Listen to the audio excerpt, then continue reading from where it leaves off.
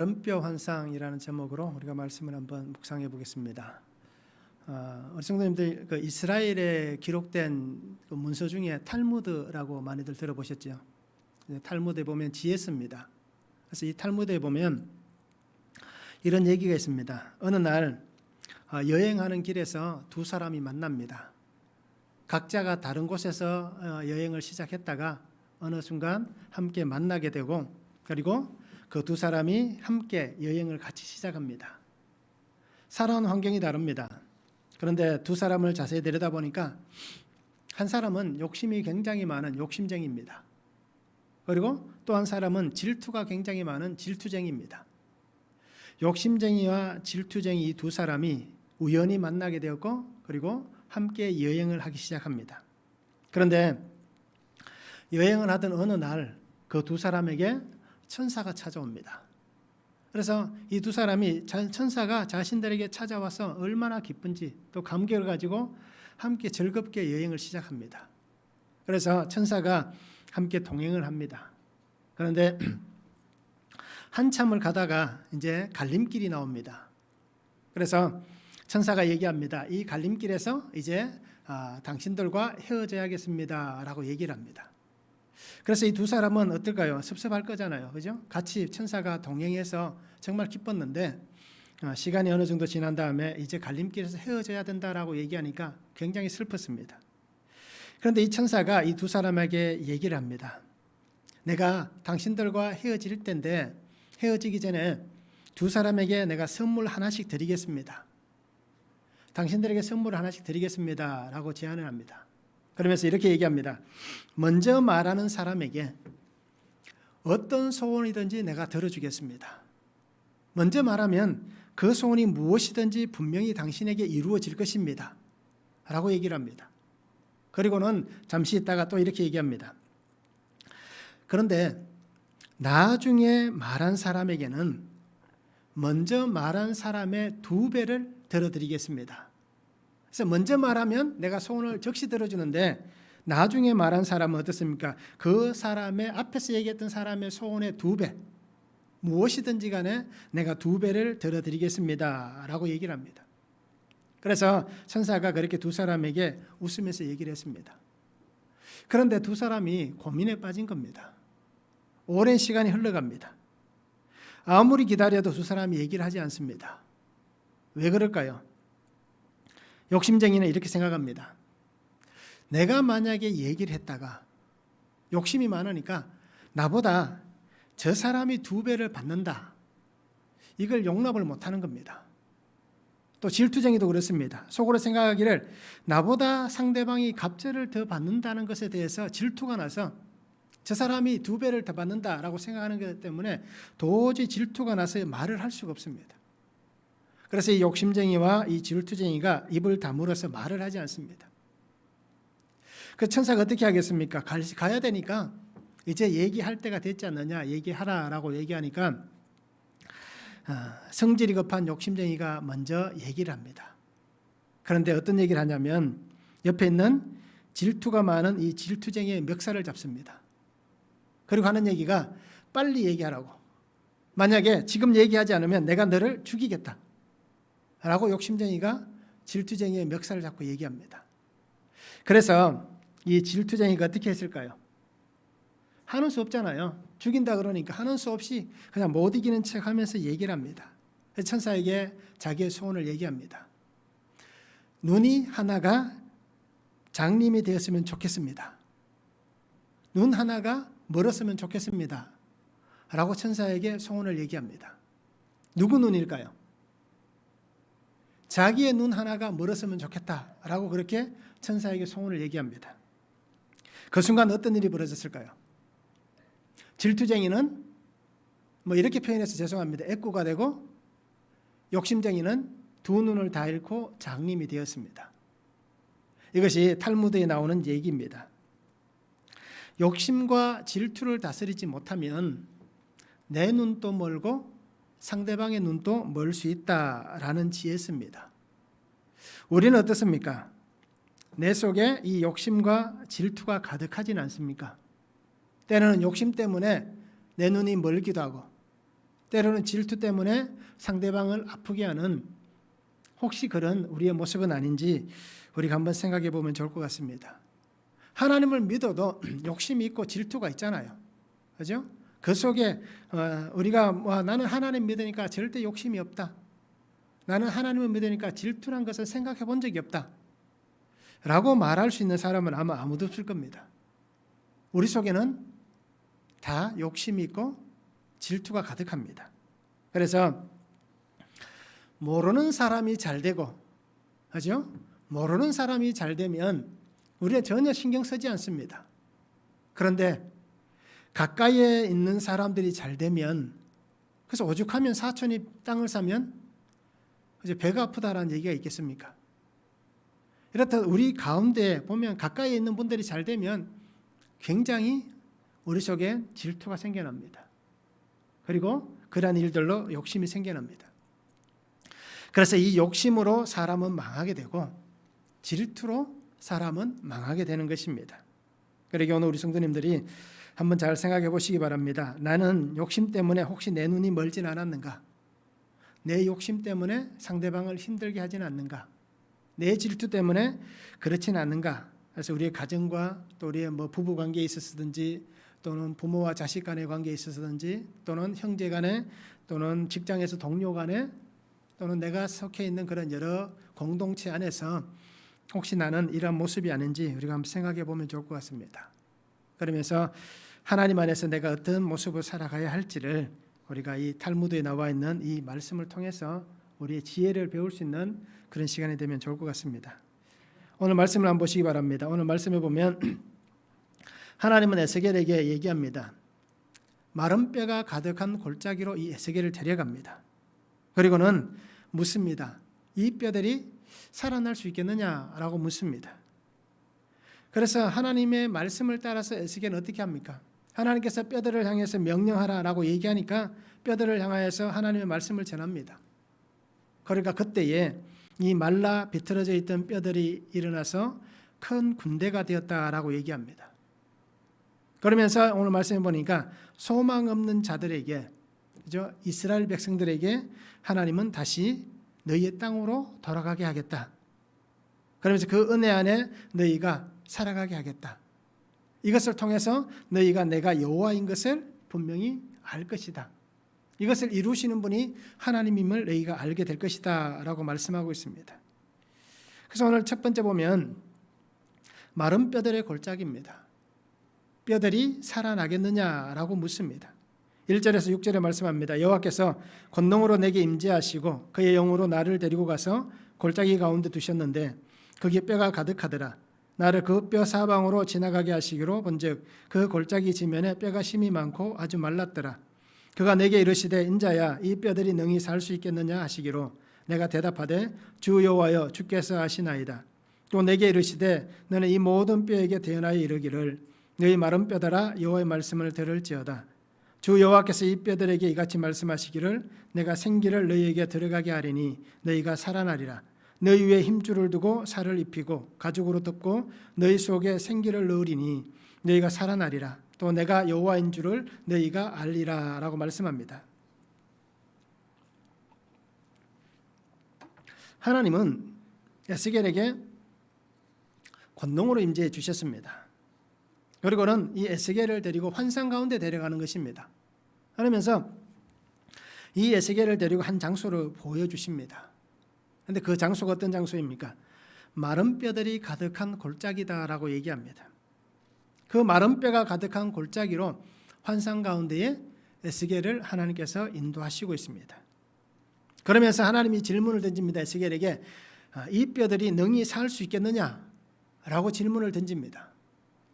에스겔의 눈에 보이는 것 어떻습니까? 오랜 흔적을 통해서 뼈가 다 말라 비틀어졌습니다.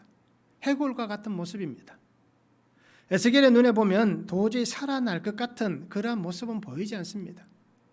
그리고 살아난다 한들 그 뼈가 그죠? 자기의 뼈를 찾아가서 맞는다라고 생각하기도 어려운 상황입니다. 이 뼈는 전쟁의 그러한 흔적입니다. 또는 여러 가지 환경 속에서 생겨나던 죽음의 흔적입니다. 이런 모습 속에 있는 그 상황에서 죽음과 공포의 현장에서 하나님께서 에스겔에게 물으십니다. 그러면서 하나님께서 원하시는 답이 무엇이겠습니까? 그런데 에스겔은 감히 답을 낼 수가 없습니다.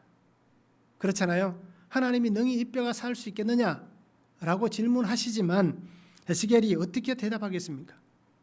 눈으로 봐도 살 소망이 없는, 살아날 만한 소망이 없는 존재들인데 내가 무엇으로 대답하겠느냐라는 것입니다. 그래서 에스겔의 대답은 정말 어떻게 보면 지혜롭습니다. 하나님만이 아십니다. 이것에 대한 모든 해결책은 하나님께 있습니다 라고 그가 대답을 하고 있습니다. 그런데 그런 대답을 하는 에스겔에게 하나님은 정확한 하나님의 뜻을 전합니다. 그것이 오늘 성경에 나와 있습니다. 이 뼈들이 살아날 것이다 라고 말씀합니다. 전쟁을 통해서 이 마른 뼈가 되었습니다. 폐허가 된 땅입니다. 이것은, 이 마른 뼈는 바로 하나님께서 지금 포로로 잡혀 있는, 멸망당하고 황폐가 된 그 이스라엘, 그 백성을 가리켜서 상징적으로 하나님께서 마른 뼈다라고 말씀을 하고 있는 겁니다. 그리고 또 하나는, 이 마른 뼈는 이렇게 하나님이 멸망시킨, 어떻게 보면 이 공동체를 얘기할 수도 있겠지만 또 하나는 개인을 얘기할 수도 있습니다. 허물과 죄로 죽은 그 인생, 그 한 사람을 상징하기도 합니다. 그래서 이 마른 뼈는 이스라엘이라는 공동체를 상징하고, 또 이 마른 뼈는 오늘 죽은 그 한 사람을 상징하기도 합니다. 이런 상황에 놓인 이 뼈들이 다시 살아난다는 것, 어떻게 보면 불가능한 것입니다. 그런데 하나님께서는 어떻게 얘기하십니까? 다시 살아날 것이다. 소망이 없습니다. 내일이 존재하지 않는 환경입니다. 이미 이제 모든 것이 끝났다 라고 말할 수 있는 환경입니다.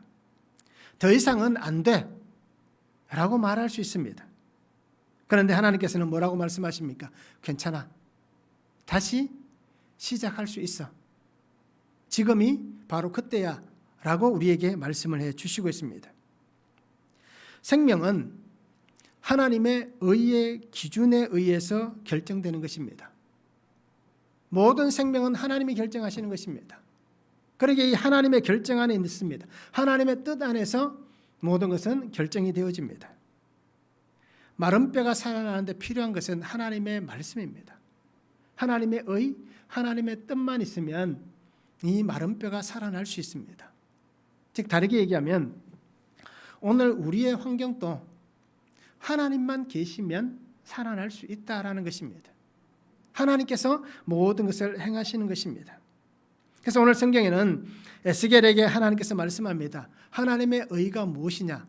바로 하나님이 보내시는 생기라고 말씀합니다. 이 생기란 단어는 우리가 잘 압니다. 성령을 가리켜서 얘기하고 하나님의 영을 얘기하고 또는 호흡을 얘기할 때, 바람을 얘기할 때 바로 이 생기란 단어를 씁니다.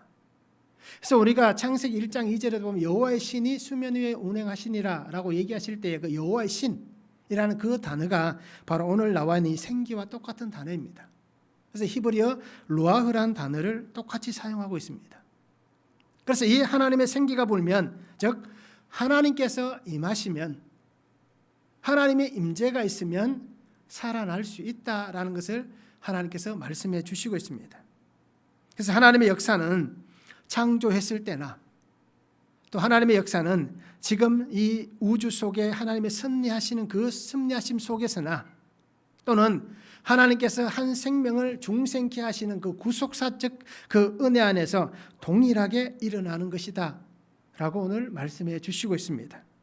그래서 바로 이 생기는 하나님께서 허락하신 생명의 표시와 생명의 상징적 의미를 가지고 있다라고 우리가 그렇게 기억해도 될 것입니다. 창세기 2장 7절에 보면 흙으로 창조하신 하나님께서 그 속에 생기를 불어넣자마자 그 흙으로 만든 사람이 무엇이 되었다라고 얘기합니까? 생영이 되었다라고 얘기합니다. 살아있는 영이 되었다. 즉 하나님과 똑같은 그 하나님의 영을 가진 존재가 되었다라고 그렇게 말씀을 하고 있는 것입니다. 그래서 하나님께서 이 생기를 부르시면 하나님의 영을 불어넣자마자 죽은 자가 살아날 수 있는 겁니다. 흙이었던 존재가 생명의 존재가 될 수 있는 것입니다. 하나님의 이 섭리하시는 역사 속에서 하나님의 의가 이루어져 가는 것입니다. 그래서 오늘 하나님은 에스겔에게 이 환상을 보여주시면서 이 마른 뼈, 이 죽은 자, 이 소망 없는 모든 것들이 하나님이 함께 하시는 그 은혜 안에서, 하나님의 말씀하신 그 역사심 속에서 하나님의 뜻 안에 다시 회복될 것이다. 죽어 있지만 다시 살아날 것이다 라고 그렇게 말씀을 해주시고 있습니다. 하나님의 역사하시는 이 은혜 안에서 오늘 성경 보면 뭐라고 얘기합니까? 마른 뼈에게 힘줄이 생길 것이다. 그리고 살이 입혀질 것이다. 가죽으로 덮여질 것이다. 그러니까 피부가 그 위에 덮일 것이다. 그리고 생기가 들어감을 통하여서 살아나게 될 것이다 라고 분명히 말씀합니다. 즉 모든 것이 다 끊어졌습니다. 하나님께서 멸망하게 하셨기 때문에 전쟁을 통하여서나 또는 자신의 죄와 허물을 통하여서 모든 관계가 다 끊어졌습니다.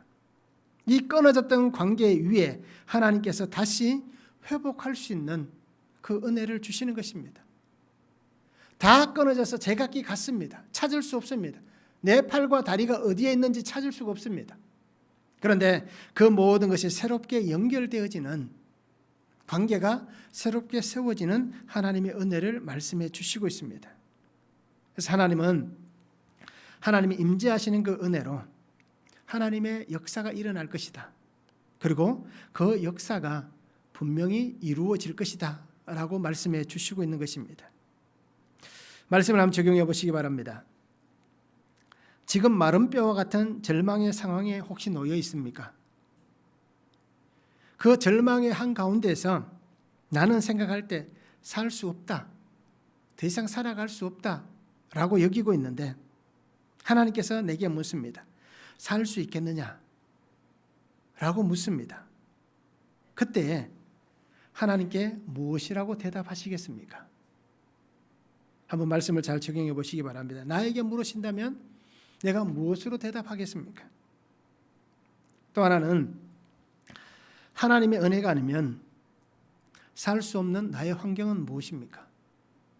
내가 지금까지 살아왔고 또 앞으로도 살아갈 것인데 내가 살아가는 이 환경 속에서 하나님의 은혜가 아니면 살 수 없다 라고 고백할 만한 그런 환경이 무엇인지 우리가 말씀을 한번 적용해 보면 좋을 것 같습니다. 두 번째는 살아서 일어나게 될 것이다 라고 말씀합니다. 7절에서 10절에 말씀합니다. 이에 내가 명령을 따라 대언하니 대언할 때에 소리가 나고 움직이며 이 뼈 저 뼈가 들어맞아 뼈들이 서로 연결되더라. 내가 또 보니 그 뼈에 힘줄이 생기고 살이 오르며 그 위에 가죽이 덮이나 그 속에 생기는 없더라. 또 내게 이르시되 인자야 너는 생기를 향하여 대언하라. 생기에게 대언하여 이르기를 주 여호와께서 이같이 말씀하시기를 생기야 사방에서부터 와서 이 죽음을 당한 자에게 불어서 살아나게 하라 하셨다 하라. 이에 내가 그 명령대로 대언하였더니 생기가 그들에게 들어가매 그들이 곧 살아나서 일어나 서는데 극히 큰 군대더라 라고 말씀합니다. 하나님의 말씀을 따라서 에스겔이 마른 뼈를 향하여서 하나님의 말씀을 대언합니다. 하나님의 말씀을 들은 뼈들이 어떻게 되었습니까? 오늘 성경에 보니까 뼈가 하나 둘씩 서로 맞추어져 갑니다. 기가 막히게 자리를 찾아갑니다. 그냥 만약에 우리가 이것을 눈으로 보고 있다면 아마 믿기 어려울 정도만큼, 그죠? 어떻게 저렇게 잘 맞을 수 있을까? 라고 얘기할 만큼 기가 막히게 맞춰져 갑니다. 우리가 작은 그림을 쪼개서 조각을 내서 퍼즐을 맞출 때 한번 해보신 경험이 있을 거예요. 작은 것조차도 쉽게 맞추기가 어렵습니다. 그렇죠? 우리 눈으로, 우리 생각으로 그 그림을 보아도 잘 맞추기가 어렵습니다. 그런데 살아있지도 않는 죽어있는 뼈들이 하나님의 말씀이 선포되는 그 순간 이렇게 흩어졌던 수많은 뼈들이 자기의 자리를 찾아간다는 것, 이것은 정말 놀라운 은혜입니다. 분명히 다 끊어졌습니다. 잘렸습니다. 더 이상은 연결될 수 없습니다. 그런데 기가 막히게 연결되는 이 놀라운 광경이 일어나고 있습니다. 그러면서 오늘 성경에 보니까 어떻습니까? 사람의 온전한 형체를 갖춘 모습으로 마른 뼈가 서 있습니다. 쓰러져 있지도 않고 그 뼈가 서 있습니다. 그리고는 그 위에 힘줄이 생깁니다. 뼈가 완전히 연결될 수 있도록 힘줄이 생깁니다. 그래야 움직일 수 있겠죠. 또 살이 생깁니다. 살이 입혔다는 것은 근육이 생겨난다는 얘기입니다. 그리고 그 위에 피부가 입힙니다. 그래서 온전한 사람의 모습을 갖고 있습니다. 일어날 수 없는 이 상황 속에서 정말 상상 속에서도 가능할까라고 여겼던 이 모습들이 에스겔의 눈앞에 펼쳐지고 있습니다. 이 마른 뼈가 그 골짜기, 평지가 있는 그 골짜기, 그래서 여기에 나와 있는 이 골짜기를 평지가 있는 골짜기다라고 해석을 합니다. 그런데 이 평지가 있는 이 골짜기에 그 가득히 뼈가 서 있다는 것, 아마 그 모습을 보면 우리가 식은땀이 흐를 거예요. 그죠? 섬찟할 거예요. 그런데 그때 그 뼈를 보아도 하나님의 말씀을 따라서 명령했음에도 불구하고 그 뼈에게는 살아있지는 않습니다. 그죠? 여전히 죽어 있는 모습입니다. 왜요? 그 속에 생기가 없기 때문입니다. 그래서 하나님께서 에스겔에게 말합니다. 이 사방에서 하나님의 생기가 불어올 수 있도록, 사방에서 여호와의 영이 불어서 그 뼈들에게 들어가도록, 그렇게 하나님의 명령을 따라서 에스겔이 다시 한번 말씀을 선언합니다. 그러니까 하나님의 그 영이 사방에서 불어옵니다. 그러면서 그 생기가 그 뼈들 속에 들어갑니다. 사방에서 불어왔다라고 표현하는 것은 하나님의 역사하시는 그 놀라운 은혜의 역사는 누구도 막을 수 없다라는 얘기입니다. 만약에 하나님의 이 생기가 한쪽 방향으로 해서 불어온다면 막을 수 있겠죠. 그죠? 사람이 어떻게 대처할 수 있겠죠. 그런데 사방에서 이 생기가 불어온다라는 것은 누구도 막을 수 없는 것. 하나님께서 역사하시면 막히지 않는 그 환경이란 얘기입니다. 하나님의 영이 역사하시는 그 현장에는 누구도 가로막을 수 없고 누구도 그것을 하나님 앞에 대적할 수 없는 하나님의 놀라운 일이 일어나고 있다는 것입니다. 그래서 우리의 인생에도 마찬가지입니다. 내 힘으로는 안 되지만 하나님께서 하시겠다 말씀하시면, 하나님이 도우시면 온 사방이 다 막혀 있는 것 같은 그 환경 속에서도 하나님은 해결해 가시는 것입니다. 도저히 피할 수 없고 도저히 벗어날 수 없는 환경인데 하나님께서 어떻게 하시겠습니까? 그 환경을 삐집고 들어오셔서 하나님의 놀라운 일들을 이루어 가시는 것입니다. 그래서 우리가 가끔씩 그런 간증을 들을 때가 있을 것입니다. 도저히 안 되는 상황이었는데 하나님께서 역사해 주셨습니다. 라는 간증을 분명히 들을 때가 있을 것입니다. 바로 그 상황이 지금과 같은 상황입니다. 그래서 하나님은 흩어졌던 백성들, 무너졌던 그 한 인생을 하나님은 회복시켜 가시는 모습을 보여주시는 것입니다. 갈라졌습니다. 찢겼습니다. 더 이상은 내일이 없다라고 얘기합니다. 멸망으로 다 흩어졌습니다. 그런데 하나님께서 이제 다시 하나가 되게 하는, 공동체로서 하나가 되게 하시는 하나님의 은혜를 보여주십니다. 이제는 한 사람으로 세워졌지만 한 사람으로 세워진 게 아니라 모든 뼈가 하나의 모습이 된 것, 그래서 함께 서로 연결되어져 있는, 하나가 되어서 통합된 내일을 살아가게 하는, 그래서 함께 하나님의 비전과 하나님의 꿈을 이루어갈 수 있는 그 은혜를 하나님께서 에스겔에게 보여주시고 그 은혜대로 하나님은 계속해서 이루어가고 있는 것을 말씀하고 있습니다. 그래서 이제는 패망의 백성이 아닌 다시 하나님의 택한 백성이 되는 것입니다. 그래서 큰 군대들아 라고 하시는 이 말씀은 파괴되어진 군대가 아니라 하나님이 새롭게 세우신 하나님의 군대다라는 표현입니다. 그러기에 하나님께서 만들어 가실 이 세상 속에서 하나님의 말씀의 군대가 되어서 하나님의 뜻을 온전하게 세워가며, 그리고 자신과 하나님이 자기에게 맡겨진 모든 세상 속에서 다시 나도 살고 세상도 살리는 하나님의 말씀의 군대, 하나님의 영적 군대가 되는 그 은혜의 삶을 살도록 하나님께서 그 백성을 다시 세우고 있다라는 것입니다. 그래서 오늘 나도 하나님 안에서 다시 살아나고 일어나게 하실 때에 우리가 하나님의 말씀의 군대가 되는 것입니다. 하나님의 영적 군대가 되어서 대장 대신 예수 그리스도를 따라가는 그러한 군사가 되어야 할 것입니다.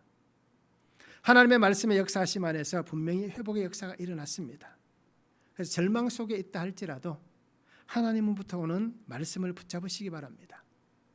고난 속에 있다 할지라도 주의 말씀을 의지하시기 바랍니다. 힘든 상황 속에 있다 할지라도 우리가 매일 말씀을 묵상하시기 바랍니다. 그러면 그 상황을 하나님은 넘어서 가능하게 해 주실 것입니다. 그리고 그 모든 삶 속에 여호와의 권능을 통하여서 우리가 그것을 다스릴 수 있도록, 그것에 우리가 마음을 빼앗겨서 쫓겨가는 인생이 아니라 그것을 다스릴 수 있는 인생이 되게 해 주실 것입니다. 그렇게 하나님이 사용하시는 그 한 사람이 오늘 저와 우리 성도님들이 되었으면 참 좋겠습니다. 말씀을 한번 적용해 보시기 바랍니다. 하나님의 말씀으로 서로 연결되어지고 세워져야 할 것은 무엇이 있습니까? 오늘 내가 하나님의 말씀으로 연결되어지고 세워져야 될 것이 무엇이 있는가? 먼저는 나이고, 그리고 두 번째는 가족이고, 세 번째는 공동체입니다. 그 속에서 연결되어지고 세워져야 할 것이 무엇이 있는지 우리가 말씀을 한번 적용해 보시기 바랍니다. 또 하나는 변하지 않는 환경을 우리가 볼 수 있습니다. 그렇죠. 우리가 말씀으로 살고 기도하고 하나님 뜻을 순종하며 살아도 변하지 않는 우리의 환경이 있습니다. 그런데 그때에 우리는 원망하십니까? 아니면 그 변하지 않는 환경 속에서도 하나님의 뜻을 붙잡습니까?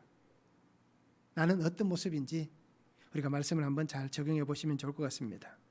세 번째는 새로운 소망을 주십니다. 11절에서 14절에 말씀합니다. 또 내게 이르시되 인자야 이 뼈들은 이스라엘 온 족속이라. 그들이 이르기를 우리의 뼈들이 말랐고 우리의 소망이 없어졌으니 우리는 다 멸절되었다 하느니라. 그러면 너는 대언하여 그들에게 이르기를 주 여호와께서 이같이 말씀하시기를 내 백성들아 내가 너희 무덤을 열고 너희로 거기에서 나오게 하고 이스라엘 땅으로 들어가게 하리라. 내 백성들아 내가 너희 무덤을 열고 너희로 거기에서 나오게 한즉 너희는 내가 여호와인 줄을 알리라. 내가 또 내 영을 너희 속에 두어 너희가 살아나게 하고 내가 또 너희를 너희 고국 땅에 두리니 나 여호와가 이 일을 말하고 이룬 줄을 너희가 알리라 라고 말씀합니다. 하나님은 에스겔에게 이 마른 뼈가 살아남을 보여주셨고 또 그 말씀을 통해서 에스겔은 분명히 하나님의 뜻을 전하였습니다. 하나님께서 이 마른 뼈가 살아남을 보여주시면서 이스라엘의 장래에 대해서 분명히 말씀을 합니다. 내일에 대해서, 미래에 대해서 말씀을 합니다.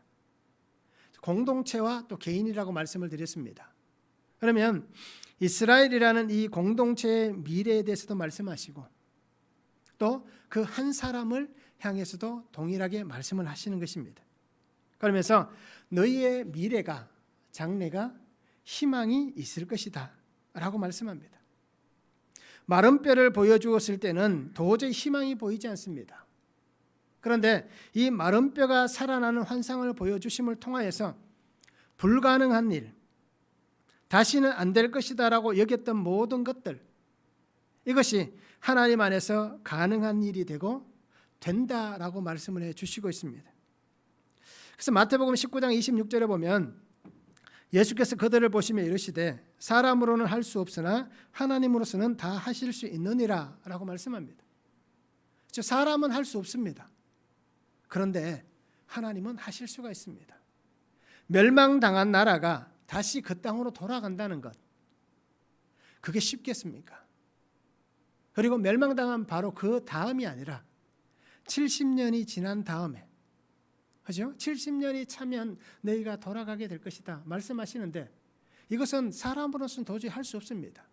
70년이 지난다는 얘기는 이미 그 땅에 그 민족의 정체성이 사라져가는 겁니다. 그렇지 않겠습니까? 이민 가서 우리가 10년만 지나도 그 나라 사람이 되잖아요. 영주권을 5년 지나면 취득할 수 있고 10년 지나면 아마 시민권도 취득할 수 있을 거예요. 10년만 지나도 그 나라 사람이 되는데 70년이 지난 다음에 다시 그들의 정체성이 회복된다는 것, 아마 이것은 참 어려운 일일 것입니다. 그런데 오늘 성경에는 하나님은 불가능한 것을 가능하게 하십니다. 예수님의 말씀도 마찬가지입니다. 사람은 할 수 없으나 하나님은 다 하실 수 있다라고 말씀합니다. 그러면서 오늘 소망에 대해서 말씀합니다. 이 소망은 우리가 알고 있는 희망입니다. 그런데 이 소망이라는 히브리어 뜻을 보면 묶는다 또는 수집한다 또는 끈이라는 그 뜻이 있습니다. 그러니까 이 소망은 어떻습니까? 하나로 새롭게 어떤 모습으로 변해가는 것, 예전의 모습이 새로운 모습으로 묶여지는 것, 또는 하나님 안에서 연결되어진, 그 끈으로 연결되어진 그러한 의미를 우리가 해석해 볼 수 있는 것입니다. 그러기에 희망이고 기대다라고 우리가 볼 수 있는 것입니다. 이스라엘의 현재 상황은 소망이 다 끊어졌어요. 하나님과 연결되어진 끈이 끊어졌잖아요. 그런데 하나님이 어떻습니까? 이 끈을 다시 연결하는 겁니다. 그래서 오늘 성경에 보면 무덤이 열린다라고 말씀합니다.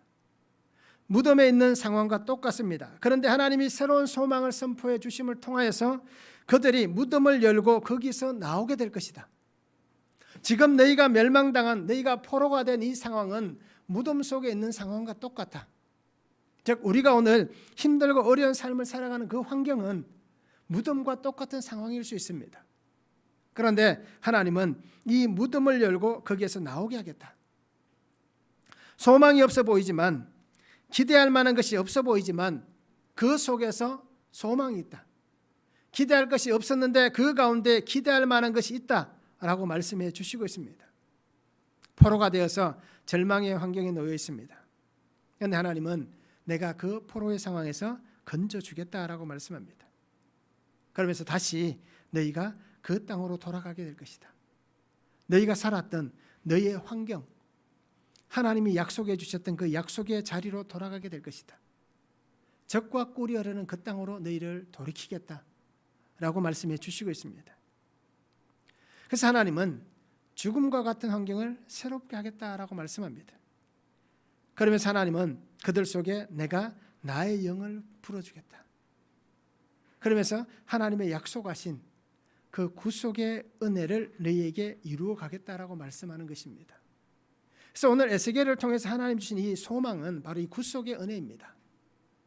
그냥 포로에서 돌아오는 것으로 끝나는 게 아니라 너희를 하나님의 약속하셨던, 하와와 아담에게 약속하셨던 그 약속이 끊어지지 않고 끝없이 연결되어지고, 그리고 마침내 그 약속의 완성이 일어나는 그 소망이 너희 가운데 완성되어지는 그 은혜 안에 너희를 이루어 가겠다라고 그렇게 말씀해 주시고 있는 것입니다.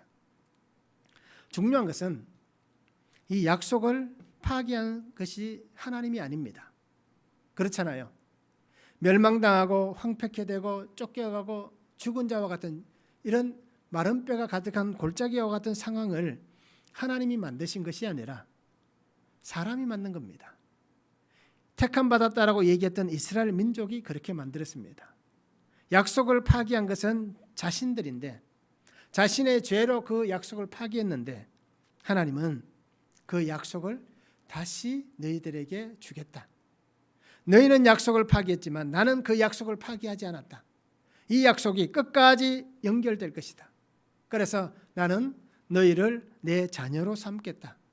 나는 너희를 내 백성으로 삼겠다라고 그렇게 말씀해 주시고 있습니다. 그래서 그 은혜가 하나님의 영, 생기가 그 속에 불어옴을 통하여서, 여호와의 그 영이 부음을 통하여서 약속하신 메시아, 그 메시아가 그 생기의 영이 되어서 우리의 삶 가운데에 임하시는 그 은혜를 선포해 주시고 있는 것입니다. 오늘 말씀하신 대로 시간이 흘러갑니다. 그리고 때가 되었을 때에 하나님은 70년이 찼을 때에 그 백성을 돌아오게 했습니다. 그리고 하나님은 또 그 이후에 400년이 지난 다음에 하나님의 약속하셨던 예수 그리스도께서 이 땅에 오시는 그 은혜를 분명히 주셨습니다. 그리고 우리가 알듯이 400년이라는 긴 침묵의 시간이 지나갑니다. 말라기 선지자 이후에 400년이 지나갑니다. 긴 시간이 흘러가지만 하나님은 계속해서 함께 하셨습니다. 그리고 그 은혜를 분명히 주셨습니다. 그러면서 무덤과 같은 그 절망의 자리에서 하나님은 일으켜 세워 주셨습니다. 오늘 나의 삶이 분명히 이럴 수도 있습니다. 그리고 우리는 말씀을 붙잡으시기 바랍니다. 오늘 하나님이 에스겔에게 주신 것도 말씀입니다. 하나님의 입을 통하여서 나오는 말씀, 이 말씀이 있었기 때문에, 그 말씀이 함께 있었기 때문에 그들이 절망에서 은혜로 옮겨졌습니다. 새로운 소망의 자리로 옮겨졌습니다. 그리고 우리 성도님들도 이 은혜를 붙잡고 매일매일 말씀을 묵상하며 그렇게 살았으면 참 좋겠습니다. 말씀 한번 적용해 보시기 바랍니다. 나에게 무덤과 같은 절망의 순간이 분명히 있습니다. 소망이 없습니다. 그렇죠? 시대가 너무 암울하다 보니까 특별히 코로나 때문에 정말 우리에게 소망이 없는 것 같은 절망의 순간이 있을 수도 있습니다. 그런데 이 소망 없는 나에게 하나님이 주신 약속은 무엇입니까? 오늘 나에게 하나님이 말씀을 통하여서 어떤 약속을 주셨습니까?